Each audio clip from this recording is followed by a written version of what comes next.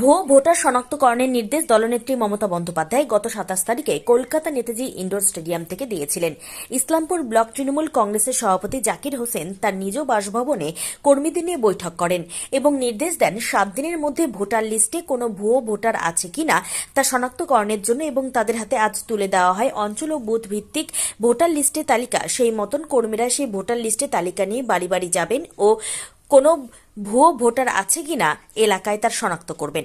Block সভাপতি জাকির হোসেন বলেন, আমাদের আশঙ্কা কিছু আসনে অসুবিধা করতে পারে আশঙ্কা বোধ করছি, তাই মিটিং ডেকে 7 দিনের মধ্যে ভোটার লিস্টের কোনো ভুয়ো ভোটার আছে কিনা তার রিপোর্ট দিতে বলেছি। এই রিপোর্ট জেলায় পাঠানো হবে ও এরপর রাজ্যে পাঠানো হবে। দেখেন, কারাই গুজবটা ছড়ালো জানি না, আর কে ভাই এটা সমাজে ছড়ালো তার ব্যক্তিগত ব্যাপার। দল যা সিদ্ধান্ত নেয় সেটা সবার জন্য, কারণ ব্যক্তিগত একার জন্য হয় না। আমরা দল দায়িত্ব দিয়েছে, আমরা দায়িত্বে আছি, কিন্তু আমাদের কাছে এমন কোনো খবর ছিল না, আমরা জানিও না। এবং 27 তারিখে কি হয়েছে সেটা আপনারা সবাই শুনেছেন। দাদা, আমাদের জেলায় ব্লকে ভুয়ো ভোটার বা কিছু আছে? দেখেন, আমাদের নেত্রী মমতা ব্যানার্জি প্রমাণ দিয়ে 27 তারিখ প্রমাণ দিয়েছেন যে বিজেপি এই ষড়যন্ত্রটা করছে। হরিয়ানায় করেছে এবং দিল্লি নির্বাচনেও করেছে। হরিয়ানা এবং দিল্লি নির্বাচনের পরবর্তীকালে তদন্ত করে দেখা গেছে লক্ষাধিক ভুয়ো ভোটার লিস্টে পাওয়া গেছে। এবং 27 তারিখ আমাদের নেত্রী প্রমাণ করেছেন যে মুর্শিদাবাদের এক বুথে হরিয়ানার ভোটারের নাম দেখা গেছে, গুজরাটের ভোটারের নাম দেখা গেছে। তাহলে আমাদের ধারণা যে BJP, ED, CBI, income tax, তার সেন্ট্রাল এজেন্সি যেগুলো আছে সেগুলোকে দিয়ে সম্পূর্ণভাবে 2021-এ ব্যর্থ হয়েছে। তাই 2026-এ এই কৌশল নিয়ে বাংলায় কিছু আসনে হয়তো আমাদের অসুবিধা করার চক্রান্ত করতে পারে, আমরা আশঙ্কা বোধ করছি। যেহেতু ধরা পড়েছে ভুতুরে ভোটার, হরিয়ানার ভোটার মুর্শিদাবাদের ভোটার লিস্টে পাওয়া গেছে, তার মানে বাংলায় বিজেপি এই ষড়যন্ত্র করার চেষ্টা করছে। তাই আমরা আগাম আমাদের সতর্ক করেছেন।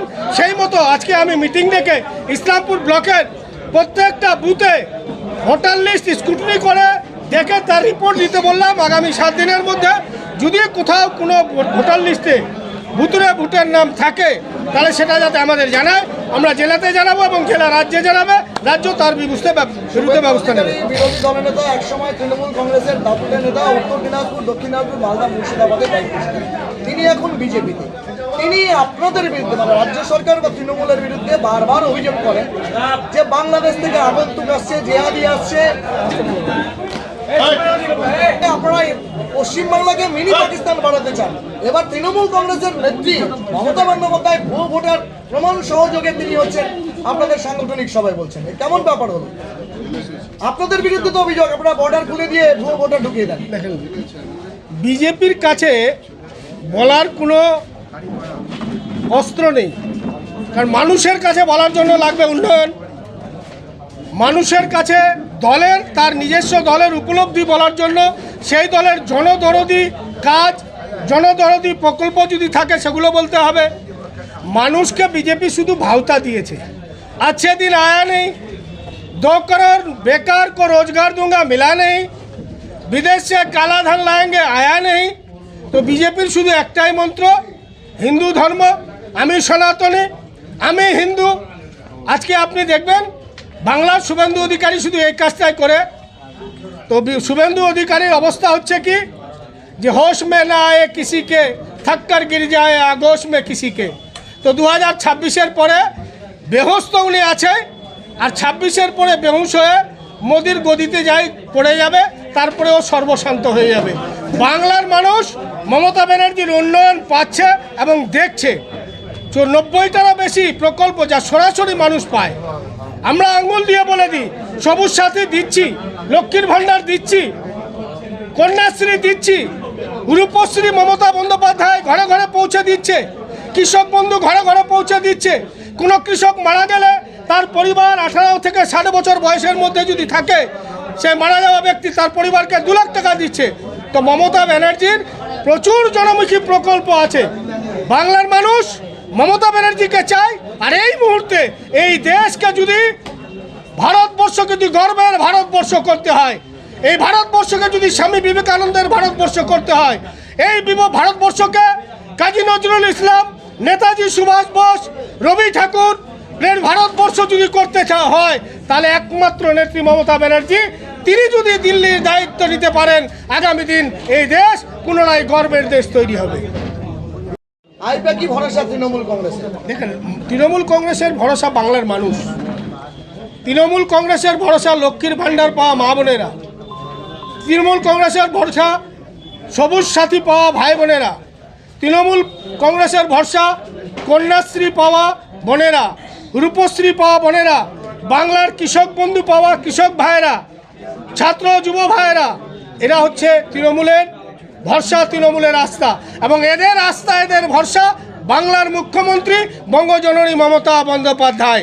এরা যতই কুৎসা করুক, যতই বিভ্রান্ত করুক, যতই মেরুকরণের রাজনীতি করুক, যতই ধর্মের নামে বেড়াজাল তৈরি করুক, বাংলার মানুষ মমতা ব্যানার্জির সঙ্গে আছে। এবং 2026-এ পুনরায় বাংলার মানুষ মমতা ব্যানার্জিকে 2026-এ 250-এর মতো আসন দিয়ে চতুর্থবারের জন্য মুখ্যমন্ত্রী করবে, এই বিশ্বাস আমার সাথে বাংলার সম্পূর্ণ মানুষের আছে। আজকে ভোটার লিস্ট দেওয়ার পাশাপাশি আপনার দলীয় হচ্ছে নিজ বাসভবনে আপনি হচ্ছে সাংগঠনিক সভাও করলেন নেতৃত্বদের উদ্দেশ্যে। সেখানে অঞ্চল থেকে আপনার হচ্ছে জনপ্রতিনিধিরাও ছিলেন, একদম সাব ডিভিশন পর্যন্ত নেতৃত্বরা ছিলেন। কি নির্দেশ দিলেন জাকির ভাই?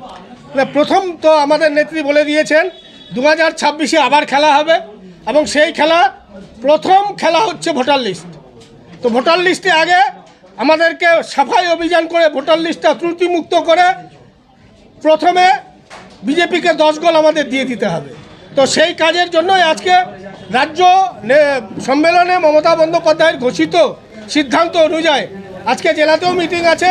যেহেতু আগামীকাল রমজান মাস, এই জন্য জেলার মিটিংয়ের পরে মিটিংটা ডাকা উচিত ছিল আমার, কিন্তু যেহেতু আগামীকাল থেকে রমজান শুরু হচ্ছে, ওই জন্য আমি আজকে সকালবেলা মিটিংটা করে নিলাম। এবং বুথ ভিত্তিক আমি সেই নির্দেশ দিয়ে দিলাম যে আগামী 7 দিনের মধ্যে প্রত্যেকটা বুথ যাতে তাদের বুথের ভোটার লিস্ট দেখে আমাকে সম্পূর্ণ রিপোর্টটা দেয় যে কোনো ভুয়ো ভোটার তার তালিকায় আসছে কি আসেনি। একটা বিষয় হচ্ছে যে ইসলামপুর আর চোপড়া, এই ইসলামপুর চোপড়ার যে ভারত বাংলাদেশ সীমান্ত এলাকাগুলি রয়েছে, সেই ভারত বাংলাদেশ সীমান্ত এলাকাগুলো থেকেই আর কি অনুপ্রবেশ করে ভারতে, আমাদের ইসলামপুর এবং চোপড়াতে বহু অনুপ্রবেশকারী আছে যারা ভারতের ভোটার কার্ড এবং আধার কার্ড বানিয়ে তারা বসবাস শুরু করেছে। কি বলবেন এই অনুপ্রবেশকারীদের? দেখেন, এখানে ভিতরে যদি কেউ আসে থাকে, আমরা বারে বারে দেখেছি, আপনারাও দেখেছেন, পুলিশ অনেক অনুপ্রবেশকারীকে পশ্চিমবঙ্গ পুলিশ ধরেছে, কিন্তু বর্ডারটা নিয়ন্ত্রণ করছে দিল্লির পুলিশ। বর্ডার আমরা নিয়ন্ত্রণ করছি না। বর্ডার রোডে পশ্চিমবঙ্গ সরকারের কোনো আধিকারিক তদারকি করে না, সম্পূর্ণরূপে দিল্লির সরকার এবং হোম মিনিস্টার অমিত শাহ এবং বিএসএফ তারা নিয়ন্ত্রণ করে। যদি বাংলাদেশ থেকে অনুপ্রবেশকারী আসে, সেটা তো আমাদের নেত্রী মমতা ব্যানার্জিও বলেছে যে বাংলার বিভিন্ন জায়গা থেকে অনুপ্রবেশকারী বাংলাদেশিরা ঢুকছে। ইসলামপুরের নাম করেও পরিষ্কার ভাষায় আমাদের নেত্রীও বলেছেন। বিএসএফ কি করছে? তাই সেই দায়িত্ব বিএসএফের, তার জবাব বিএসএফ দেবে। সেটা বিএসএফকে জিজ্ঞাসা করুন কিভাবে বাংলা থেকে মানুষ আসতেছে, সেটা জবাব তো আমরা দেবো না। মাঝে মাঝে বিতর্কিত মন্তব্য সোশ্যাল মিডিয়ায় হচ্ছে, রীতিমতো গোবিন্দপুর সুজালি অঞ্চলের মানুষ বা কিছু লোক ব্যক্তিগতভাবে আপনাকে আক্রমণ করছে, তার মেমেজ তৈরি হয়ে যাচ্ছে, আপনার অডিও ক্লিপ ভাইরাল হচ্ছে। কি মনে করছেন এটা কি দলের জন্য শুভ লক্ষণ? আপনার কে কি করছে না করছে, কাজ করতে গেলে তর্ক বিতর্ক হবে। আমি যখন কাজ করি তার জন্য কিছু শত্রু, কিছু যারা আজকে অন্য দলকে শক্তিশালী করতে চাইছে, সমাজ বিরোধীরা যাতে আশ্রয় দিতে চাইছে, তারা আমার পিছনে কিছু মন্তব্য করে, কিন্তু সেগুলোকে আমি কোনো পরোয়া করি না। কিন্তু আমি একটা কথা বলবো, ভোটার লিস্টে যখন নাম আমার ওঠেনি তখন থেকে আমি কংগ্রেস, আমি বামফ্রন্ট মার্ক্সবাদী কমিউনিস্ট পার্টির অনেক নেতাকে দেখেছি উত্তন পতন, আজকেও দেখছি আমি যখন তৃণমূল কংগ্রেস 2012 আসছি যোগ করেছিলাম ডিসেম্বর মাসে, আমি এখনও পর্যন্ত তৃণমূল কংগ্রেসে আছি। তৃণমূল কংগ্রেসের মানুষের যতটুকু পরিষেবা আমি দিচ্ছি, আমাকে কেউ কালীকৃত করতেও পারবে না, আগামী দিনেও পারেনি, বর্তমানেও পারবে না। আমি বামফ্রন্ট, কংগ্রেস, সিপিএমের অনেক নেতা দাপুটে উতন পতন দেখেছি। আমি যেখানকার মানুষ সেখানে আছি।